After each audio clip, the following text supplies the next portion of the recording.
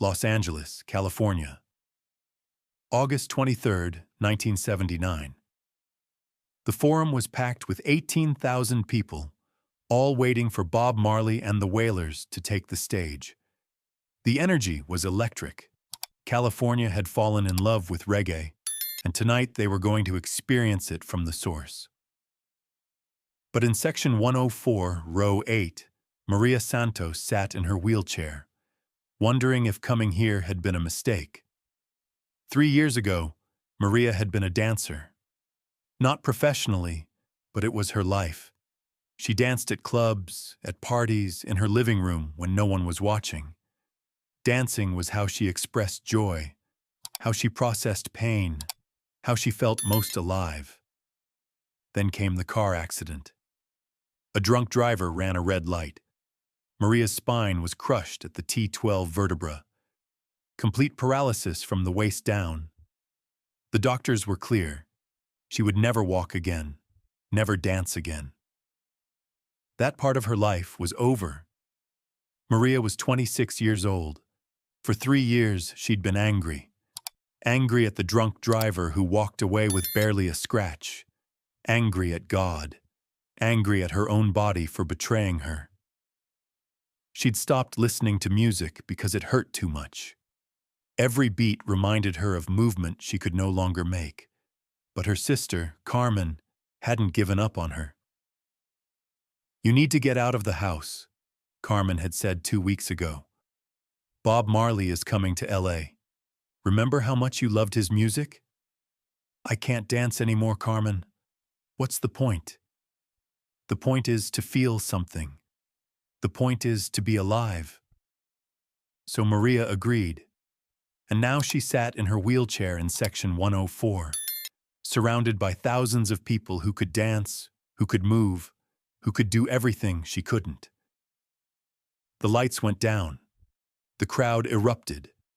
And Bob Marley walked onto that stage. The moment Bob appeared, the entire forum transformed. It wasn't just a concert venue anymore. It was a temple. Bob radiated something that went beyond performance, beyond entertainment. It was pure spiritual energy. Bob opened with positive vibration, and the crowd went wild. People were jumping, dancing, moving in ways that made Maria's chest ache with longing.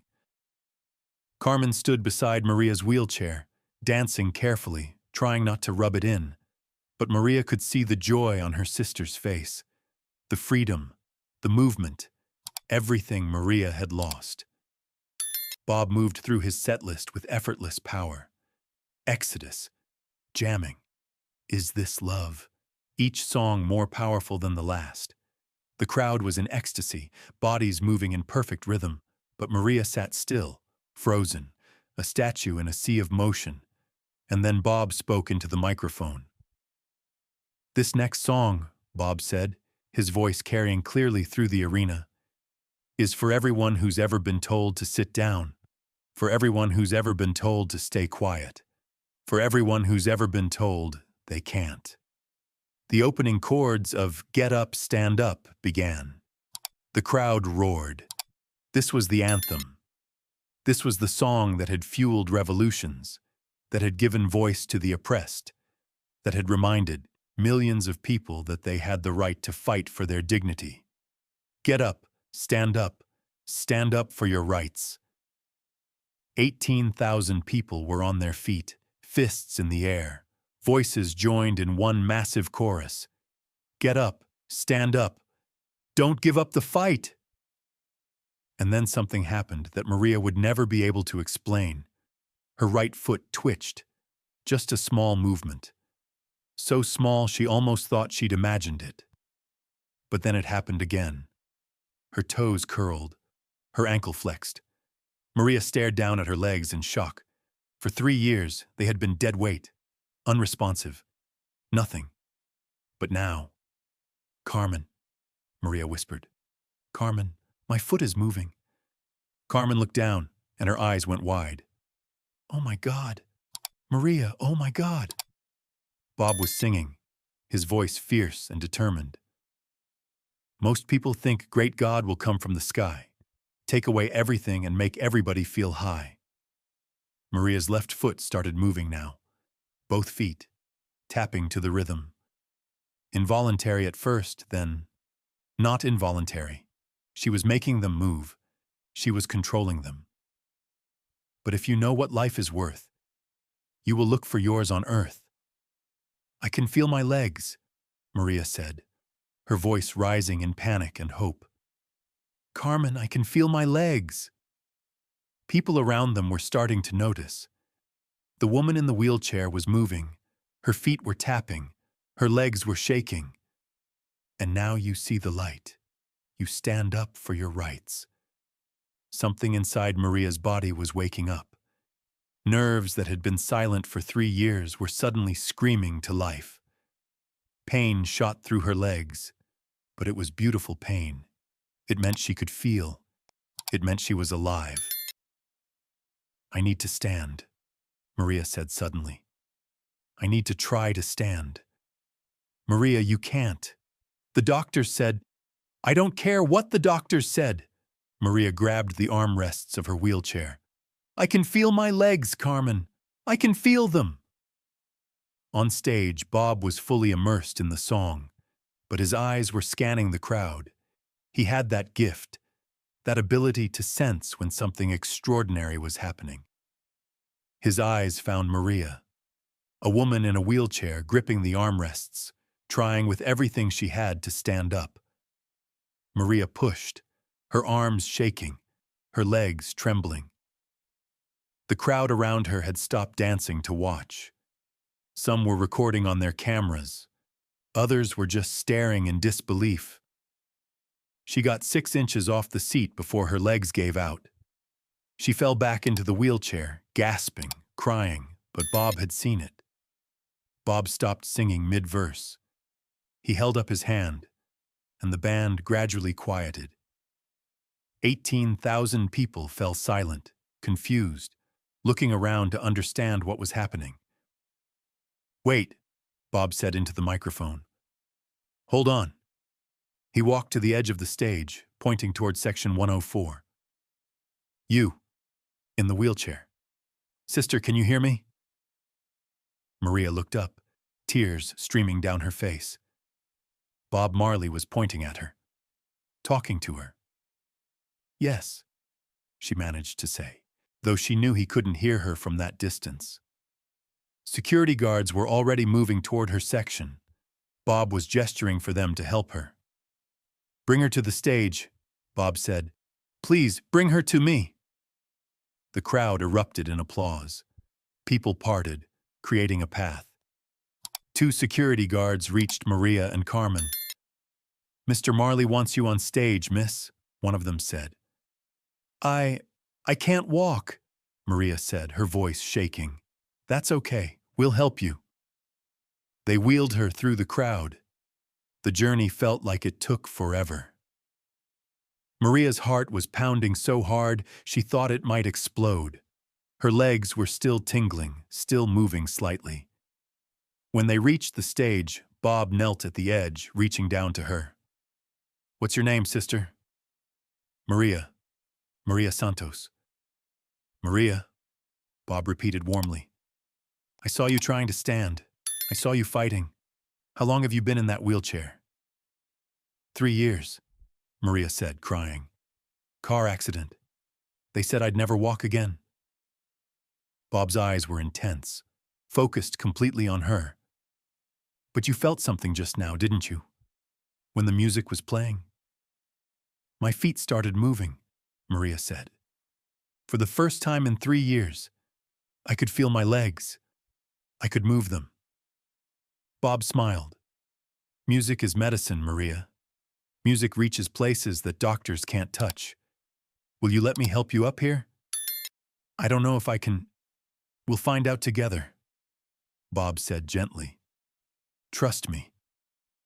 Security guards helped lift Maria from her wheelchair onto the stage. Bob took her hands, supporting her weight as she stood on shaking legs. The crowd was completely silent, 18,000 people holding their breath. Maria's legs were trembling violently. She couldn't hold herself up. Even with Bob supporting her, she felt like she was going to collapse.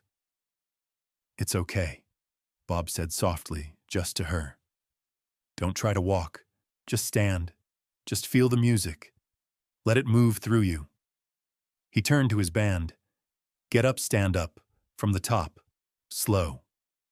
The music began again, gentle this time. Bob kept holding Maria's hands, keeping her upright. "Get up, stand up. Stand up for your rights." Bob sang directly to her, his voice soft but powerful. And then Maria felt it. A surge of energy moving up through her spine, spreading through her legs, filling every nerve with electricity. Her right foot lifted slightly off the ground, just an inch, then her left foot. She was shifting her weight from one leg to the other, barely, tiny movements, but movements. "That's it," Bob said, his eyes shining. "You're doing it, Maria. You're standing." "I'm standing," Maria whispered in amazement. "Oh my God, I'm standing." The crowd could see it now. She wasn't just being held up. She was supporting some of her own weight. Her legs were working. Bob started moving slightly to the rhythm, still holding her hands. And Maria moved with him, not dancing, not really, but swaying, shifting, responding to the music. 18,000 people were crying. Some were screaming. Others were praying. Everyone was witnessing something they couldn't explain. "You see?" Bob said to the crowd, his voice carrying through the arena. "This is what the song means. Get up, stand up. Not just with your body, with your spirit, with your will, with your refusal to accept what others say you can't do." He looked back at Maria. "You stood up tonight, Maria. You stood up for yourself, and nobody can ever take that away from you."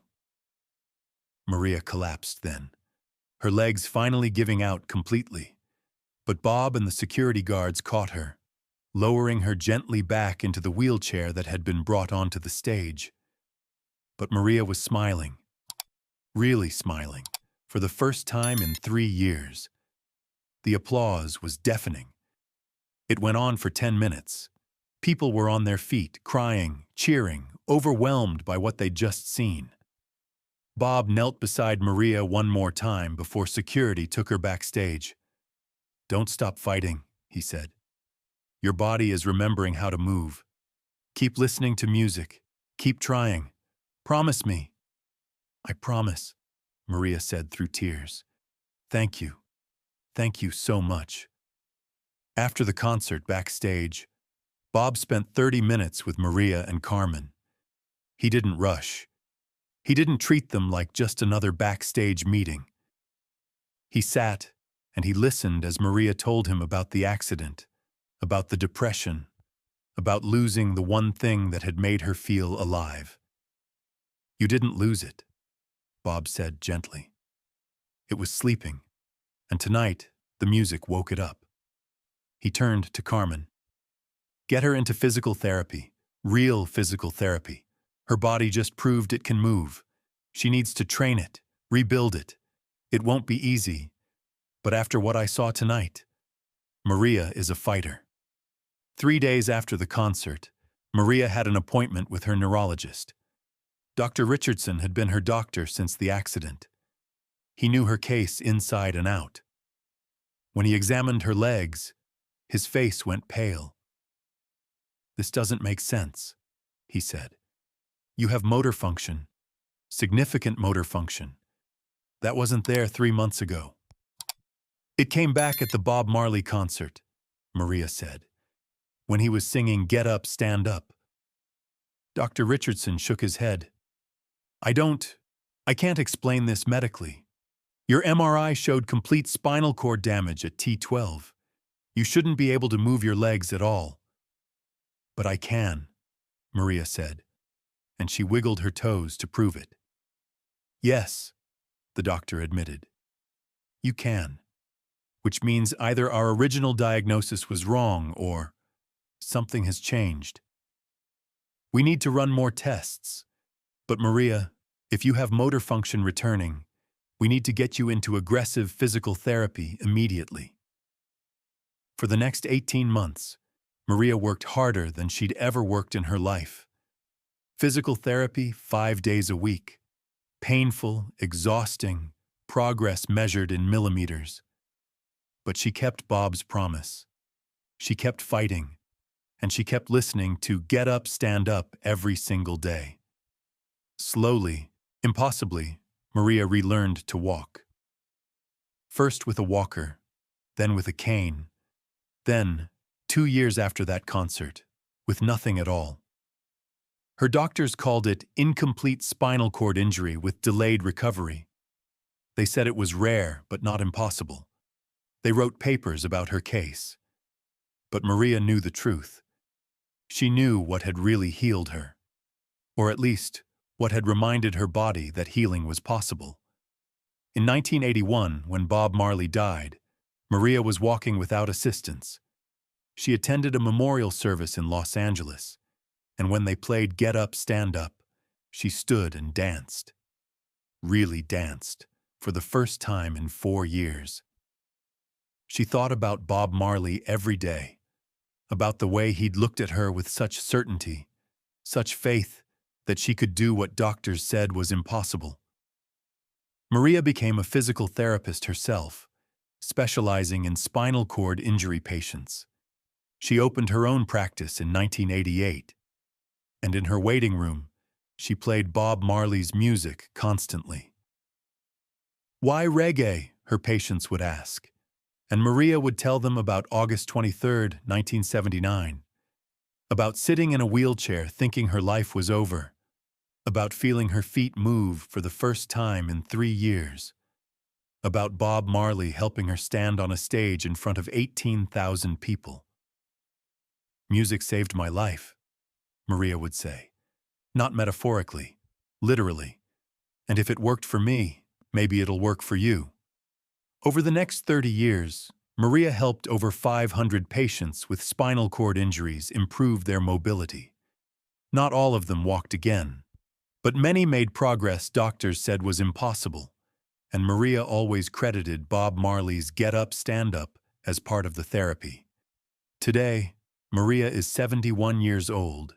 She still walks, she still dances, and every year on August 23rd, she plays Get Up, Stand Up and remembers the night Bob Marley reminded her that impossible is just a word.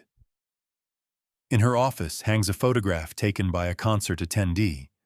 Bob Marley holding Maria's hands on stage, her legs shaking but supporting her weight, both of them bathed in golden stage light. Underneath is a plaque with Bob's words, "Your body is remembering how to move. Keep fighting." Maria kept fighting, and she won. Not because medicine cured her, but because music reminded her that she was stronger than her injury, that her spirit could will her body back to life, that standing up isn't just physical, it's spiritual. Bob Marley understood that.